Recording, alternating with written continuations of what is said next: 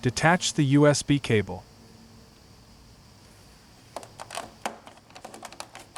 Press Settings.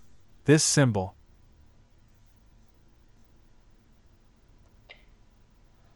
Press All Settings, or Initial Setup.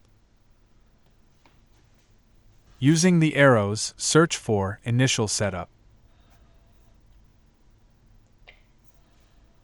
Using the arrows, search for Reset.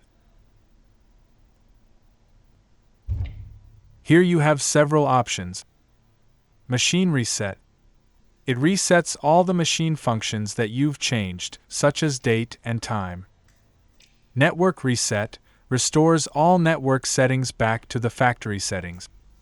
Address Book and Fax restores the default fax settings. It could help resolve issues related to fax transmission or reception. All Settings reset all the machine settings. Factory Reset restores all the machine's settings back to the factory settings. Press Factory Reset. Press OK for 2 seconds. The printer will reboot. Could take a minute or two. Do not turn off the printer.